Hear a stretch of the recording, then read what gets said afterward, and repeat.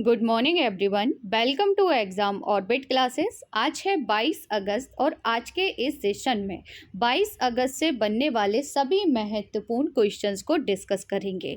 अगर आप किसी भी एग्ज़ाम की तैयारी कर रहे हैं तो ये क्लास आप सभी के लिए बहुत ही यूज़फुल रहने वाली है, तो बने रहिए क्लास के लास्ट तक। क्लास को एक बार शेयर ज़रूर कर दीजिए। चलिए डिस्कस करते हैं। सबसे पहले नज़र डालेंगे आज की महत्वपूर्ण सुर्खियों पर। एचडीएफसी बैंक ने केरल के कोझिकोड में खोली पहली महिला शाखा। आज भारत आएंगे बिम्स्टेक के महासचिव तेनजिंग लेकफेल। रूस की गैस कंपनी गज़प्रोम एक बार फिर बंद करेगा 3 दिनों के लिए यूरोप की गैस पाइपलाइन। हरियाणा की अंतिम पंगल अंडर-20 विश्व कुश्ती चैंपियनशिप में स्वर्ण पदक जीतने वाली बनी पहली भारतीय महिला पहलवान। भारत सरकार ने बेहतर उद्योग और अनुसंधान एवं विकास सहयोग के लिए मंथन मंच का किया अनावरण। राजभवन में किया गया डॉक्टर राजेश कुमार व्यास की पुस्तक कला मन का लोकार्पण। भारत के महान फुटबॉल खिलाड़ी समरभद्रु बनर्जी का हुआ निधन। सीमा पर भारत अब और मजबूत, रक्षा मंत्री ने सेना को सौंपी एंटी पर्सनल माइन निपुण। 17वां प्रवासी भारतीय दिवस 2023 की मेजबानी करेगा इंदौर। रूस देगा संयुक्त राष्ट्र अधिकारियों को यूक्रेन में ज़ैपोरिज़िया परमाणु ऊर्जा परिसर का निरीक्षण करने की अनुमति। अब डिस्कस कर लेते हैं डिटेल से। फर्स्ट क्वेश्चन देखेंगे। खबरों में रहे तेनजिंग लेकफेल कौन है फ्रेंड्स? तो जो तेनजिंग लेकफेल हैं ये बिम्स्टेक के महासचिव हैं वर्तमान में। और फ्रेंड्स ये सुर्खियों में इसलिए बने हुए हैं क्योंकि ये आज भारत की यात्रा पर आने वाले हैं। इनकी जो भारत का जो दौरा रहेगा वो 22 से 25 अगस्त तक रहेगा और भारत के वरिष्ठ अधिकारियों के साथ बिम्स्टेक संगठन को आगे बढ़ाने पर ये चर्चा करेंगे। अन्य ऑप्शंस के बारे में भी डिस्कस कर लेते हैं। जैसे कि फर्स्ट ऑप्शन आप सभी देख रहे होंगे डब्ल्यूएचओ के महानिदेशक कौन है? तो डब्ल्यूएचओ के वर्तमान में महानिदेशक हैं डॉक्टर टेड्रोस। डब्ल्यूटीओ के महानिदेशक कौन है? तो डब्ल्यूटीओ की महानिदेशक हैं वर्तमान में नागोजी ओंकोजो-इवेला। और फ्रेंड्स याद रखेंगे डब्ल्यूटीओ की पहली महिला महानिदेशक भी नागोजी ओंकोजो-इवेला हैं, जो कि कहाँ की हैं? नाइजीरिया की हैं। संयुक्त राष्ट्र के महासचिव वर्तमान में कौन है? तो एंटोनियो गुटेरस हैं। चलिए आगे डिस्कस कर लेते हैं बिम्स्टेक के बारे में बेसिक इन्फॉर्मेशन।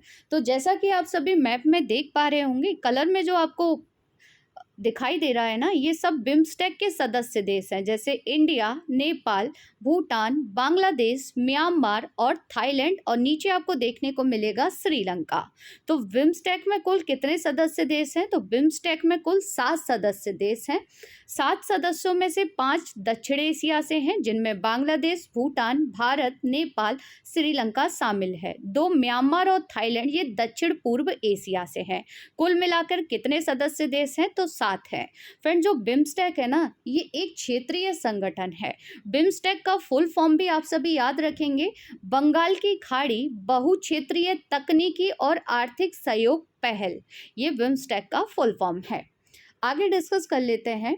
यह उप क्षेत्रीय संगठन यानी कि बिम्स्टेक वर्ष 1997 में बैंकॉक घोषणा के माध्यम से अस्तित्व में आया था। फ्रेंड्स बिम्स्टेक का जो सचिवालय है वो आपको देखने को मिलेगा ढाका।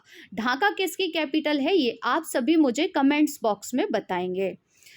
साथ ही में आप सभी को ज्ञात होगा कि हाल ही में बिम्स्टेक समूह का 5वां शिखर सम्मेलन कहाँ पर हुआ था? कोलंबो। कोलंबो किसकी कैपिटल है? तो ये श्रीलंका की कैपिटल है। यानी कि जो 5वां शिखर सम्मेलन हुआ था, इसकी मेजबानी की गई थी कोलंबो यानी कि श्रीलंका के द्वारा। फ्रेंड्स अगर आप लोग पहली बार चैनल पर विजिट कर रहे हैं तो चैनल को सब्सक्राइब कर लीजिएगा और साथ ही बेल आइकन दबाना बिल्कुल ना भूलें, जिससे आप लोगों को क्लास का नोटिफिकेशन सबसे पहले मिल जाएगा। अगर आप लोगों को क्लास अच्छी लग रही है तो क्लास को ज़्यादा से ज़्यादा शेयर कीजिएगा और लाइक कर लीजिएगा। चलिए नेक्स्ट क्वेश्चन डिस्कस करते हैं। अंडर 20 वुमेन रेसलिंग चैंपियनशिप 2022 में स्वर्ण पदक जीतने वाली पहली भारतीय महिला विजेता कौन बनी है? तो फ्रेंड्स, पहली भारतीय महिला विजेता बन गई हैं अंतिम पंघाल, जिन्हें आप सभी पिक में देख पा रहे होंगे, और इन्होंने स्वर्ण पदक जीता है इस प्रतियोगिता में। प्रतियोगिता का आयोजन किया गया था बुल्गारिया में। इन्होंने किसको हराकर स्वर्ण पदक जीता है? तो इन्होंने कजाकिस्तान की एटलीन को हराकर स्वर्ण पदक जीत लिया है। ठीक है, अब आप लोग मुझे कमेंट्स बॉक्स में बताइए कि जो बजरंग पूनिया है ना, इनका संबंध किस खेल से है? पीवी सिंधु किससे रिलेटेड हैं? तो ये बैडमिंटन से रिलेटेड हैं, और हाल ही में कॉमनवेल्थ गेम्स 2022 में पीवी सिंधु ने स्वर्ण पदक जीता था। ठीक है, बजरंग पूनिया के बारे में आप सभी को कमेंट्स बॉक्स में बताना है। आगे डिस्कस कर लेते हैं latest current affair quick revision. जैसा कि मैंने अभी आपको बताया कि कॉमनवेल्थ गेम्स 2022 आयोजन कहाँ पर किया गया था? बर्मिंघम यानी कि इंग्लैंड में हुआ था। भारत ने कुल कितने पदक जीते थे? तो 61 पदक भारत ने इस प्रतियोगिता में जीते थे, और पीवी सिंधु ने महिला एकल यानी कि बैडमिंटन में इन्होंने स्वर्ण पदक जीता था। आगे डिस्कस करेंगे, हर्षिता गरुड़ ने एशियाई युवा जूनियर भारोत्तोलन चैंपियनशिप में कौन सा पदक जीता है? तो इन्होंने हाल ही में जीता है स्वर्ण पदक। हर्षा को आप सभी पिक में देख सकते हैं। नेक्स्ट डिस्कस करेंगे, IWF जूनियर विश्व चैंपियनशिप में स्वर्ण पदक जीतने वाली पहली भारतीय महिला कौन बनी है? तो पहली भारतीय महिला बन गई है हर्षिता शरण गरुड़, जिन्हें आप सभी पिक में देख पा रहे होंगे। नेक्स्ट डिस्कस करेंगे, एशियाई चैंपियनशिप में रजत पदक जीतने वाले पहले भारतीय कौन बने हैं? तो पहले भारतीय बने हैं साइक्लिस्ट रोनाल्डो सिंह, जिन्हें आप सभी पिक में देख सकते हैं।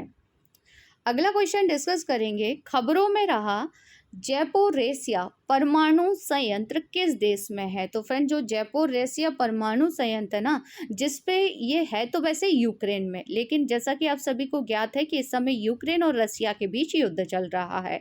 तो रसिया ने क्या किया है कि इस पर अपना कब्जा कर लिया है और इसे काफ़ी हद तक तबाह कर दिया है। जैसा कि आप सभी इस पिक के माध्यम से इसे समझ सकते हैं। अब इसकी हालत कुछ इस प्रकार की हो गई है।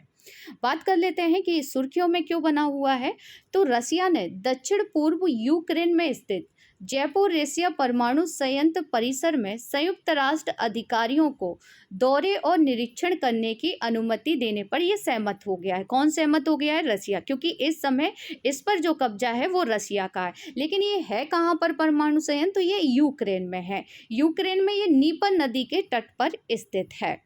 अब डिस्कस कर लेते हैं, भारत के वर्तमान में संचालित परमाणु संयंत्र यानी कि जो परमाणु ऊर्जा संयंत्र हैं वो इस समय भारत में कौन कौन से हैं। ठीक है, रावत भाटा जो कि आपको देखने को मिलेगा राजस्थान राज्य में, तारापुर आपको देखने को मिलेगा महाराष्ट्र में, कुडनकुलम ये आपको देखने को मिलेगा तमिलनाडु में, काकरापार कहाँ पर है? तो काकरापार आपको देखने को मिलेगा गुजरात राज्य में, नरोरा कहाँ पर है? तो नरोरा उत्तर प्रदेश में है, केगा आप सभी को देखने को मिलेगा कर्नाटक में, और कलपक्कन कहाँ पर है? तो ये तमिलनाडु में है।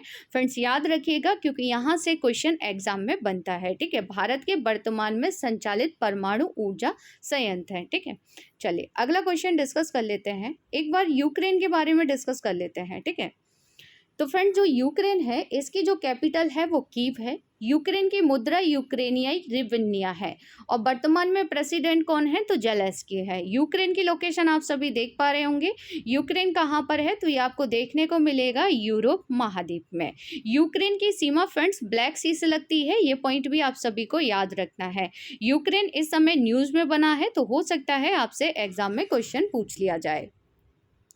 अगला क्वेश्चन डिस्कस करेंगे, किस बैंक ने उत्तरी केरल क्षेत्र में कोझिकोड में अपनी पहली महिला शाखा खोली है? तो फ्रेंड्स, कोझिकोड कहाँ पर है? तो ये केरल में है, और यहाँ पर अपनी पहली महिला शाखा खोली गई है HDFC बैंक के द्वारा। किसके द्वारा खोली गई है? HDFC बैंक के द्वारा खोली गई है, और इस शाखा में 4 महिलाएं बैंकर होंगी। ठीक है, HDFC की जो स्थापना की गई थी वो अगस्त 1994 में हुई थी। HDFC के वर्तमान में CEO हैं शशिधर जगदीशन।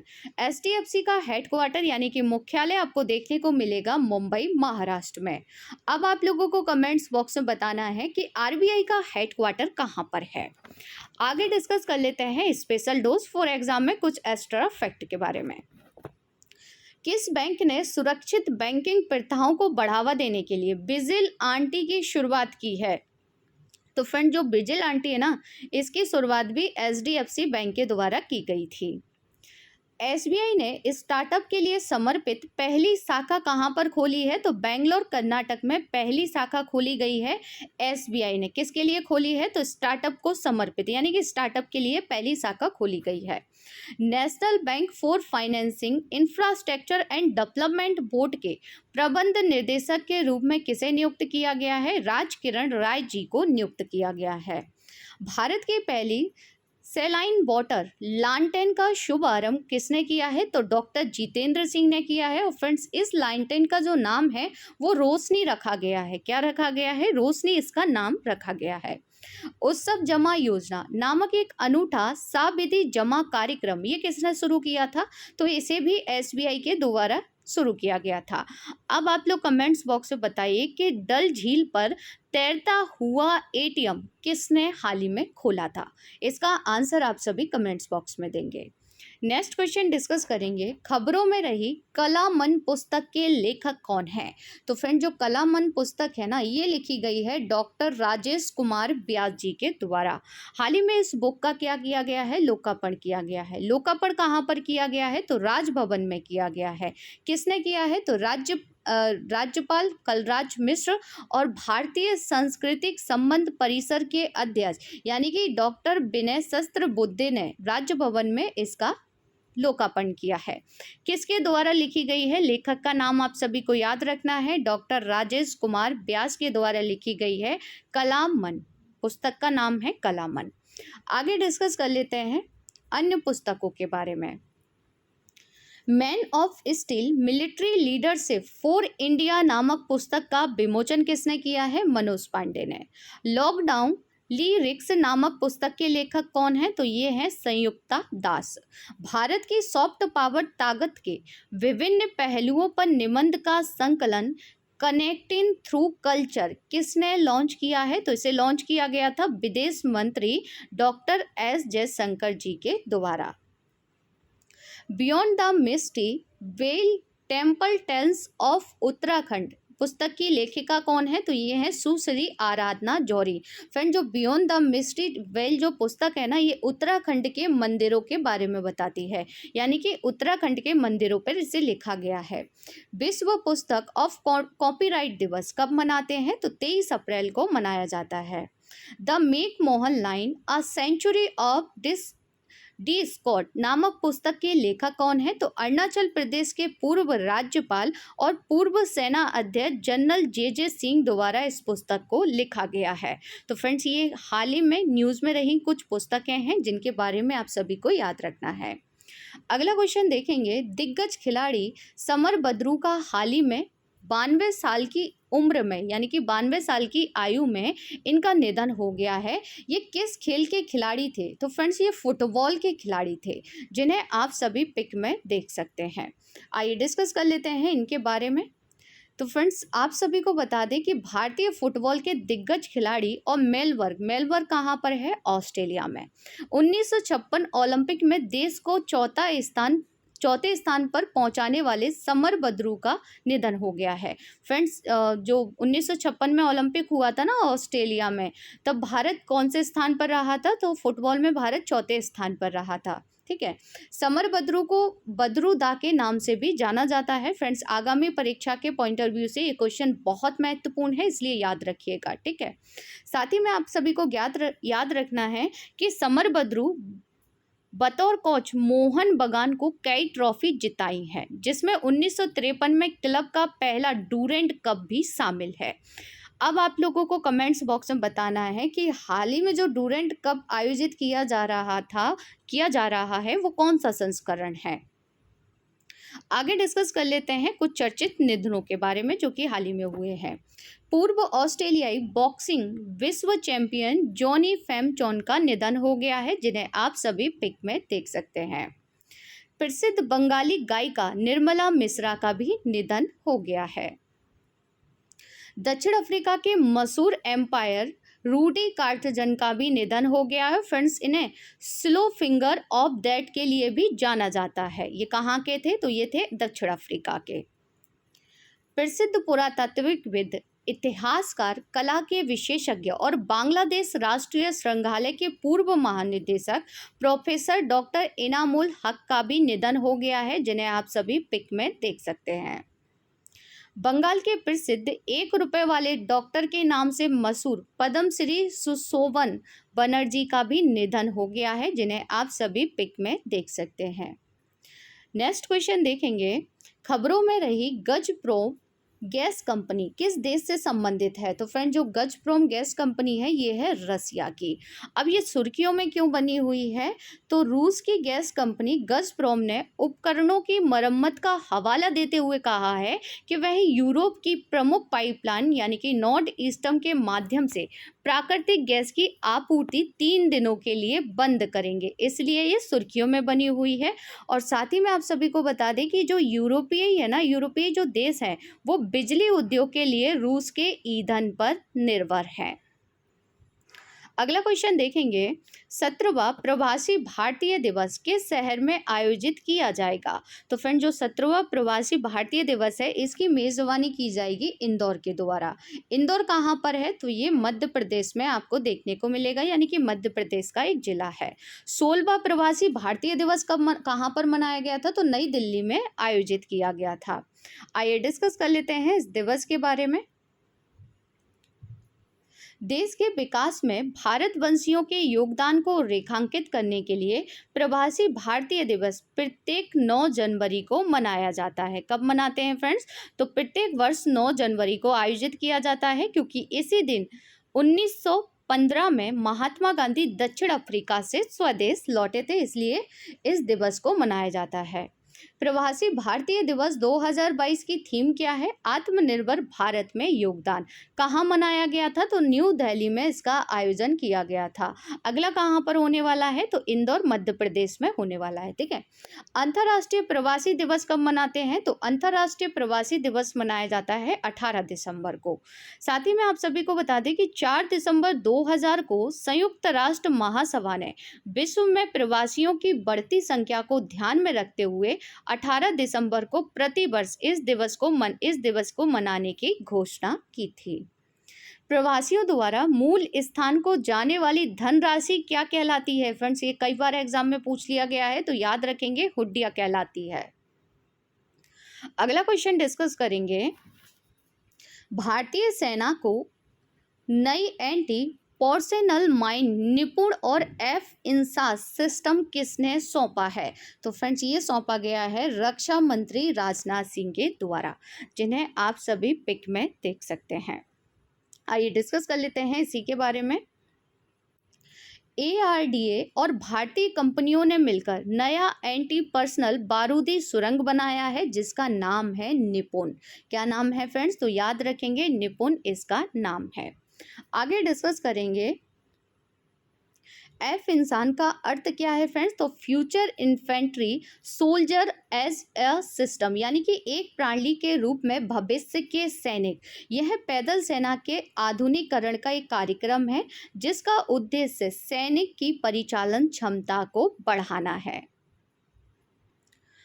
चलिए आगे नेक्स्ट क्वेश्चन देखेंगे, बेहतर उद्योग और अनुसंधान एवं विकास सहयोग के लिए मंथन मंच का अनावरण किसने किया है? तो फ्रेंड्स, मंथन मंच का जो अनावरण किया गया है वो भारत सरकार के द्वारा किया गया है। डिस्कस कर लेते हैं इस मंच के बारे में। तो फ्रेंड्स, इस मंच का जो उद्देश्य है वो संयुक्त राष्ट्र द्वारा परिभाषित जो सतत विकास लक्ष्य ना SDG जो गोल है 17 के चार्टर के अनुरूप भारत के सतत लक्ष्यों को हासिल करने के लिए उद्योग और वैज्ञानिक अनुसंधान तथा विकास पारिस्थितिकी तंत्र के बीच बड़े पैमाने पर सहयोग को बढ़ावा देना है। आप सभी याद रखेंगे, मंथन मंच किससे रिलेटेड है? तो ये उद्योग और अनुसंधानों से रिलेटेड है, और साथ ही में याद रखना है सतत विकास लक्ष्यों से रिलेटेड है। चलिए अब डिस्कस कर लेते हैं top 10 static GK question. Britain की सबसे लंबी नदी कौन सी है? सेब्रन नदी है। भारतीय संविधान के आर्टिकल 368 का संबंध किससे है? संविधान संशोधन की प्रक्रिया से। अफ्रीका की सबसे बड़ी झील कौन सी है? विक्टोरिया झील है। खजुराहो का स्मारक समूह किस राज्य वन से रिलेटेड है? चंदिल शासकों से। सिंधु घाटी सभ्यता का बंदरगाह कहाँ पर था? लोथल। लोथल कहाँ पर देखने को मिलेगा आपको फ्रेंड्स? तो ये गुजरात राज्य में मिलेगा। विश्व की पहली मान्यता प्राप्त कोविड-19 वैक्सीन कौन सी है? स्पुतनिक वी है। यूनेस्को का हेडक्वार्टर है पेरिस, फ्रांस में। काला पानी विवाद किन दो देशों के बीच है? भारत और नेपाल के बीच है। लौटते मानसून से वर्षा किस तट पर होती है? कोरोमंडल तट पर। मगध राज्य की प्राचीनतम राजधानी कौन सी है? राजगिरह है। कल की क्लास में आपसे जो क्वेश्चन पूछे गए थे उनके आंसर देख लेते हैं। खबरों में रहा गोल्डन वीजा किससे रिलेटेड है? तो ये संयुक्त अरब अमीरात से रिलेटेड है। अंतर्राष्ट्रीय हॉकी महासंघ ने किस देश के सैफ अहमद को कार्यवाहक अध्यक्ष के रूप में नियुक्त किया है? मिस्र यानी कि इजिप्ट के। विक्टोरिया जलप्रपात किस नदी से रिलेटेड है? जेम्बेजी नदी से। जोजिला दर्रा किसको जोड़ता है? तो फ्रेंड जोजिला दर्रा जोड़ता है लेह को श्रीनगर से। अब आप लोगों के लिए कुछ क्वेश्चन हैं जिनके आंसर आप सभी को देने हैं कमेंट्स बॉक्स में। पहला क्वेश्चन है, भारत में पहली रॉकेट इंजन फैक्ट्री का उद्घाटन कहाँ किया गया है? नेक्स्ट क्वेश्चन है, टाइम पत्रिका के साल 2022 के विश्व के सर्वश्रेष्ठ स्थानों की सूची में भारत के किन दो स्थानों को शामिल किया गया है? नेक्स्ट क्वेश्चन है, कोयला किस प्रकार की चट्टान है? नेक्स्ट क्वेश्चन है, गुट निरपेक्ष आंदोलन का पहला सम्मेलन 1961 में कहाँ पर हुआ था? तो फ्रेंड्स इन सब के आंसर आप सभी को देने हैं कमेंट्स बॉक्स में। आज की क्लास आप लोगों को कैसी लगी कमेंट्स बॉक्स में ज़रूर बताइएगा। साथ ही क्लास को लाइक, शेयर एंड सब्सक्राइब करना ना भूलिएगा। मिलते हैं नेक्स्ट क्लास में, तब तक के लिए थैंक यू सो मच।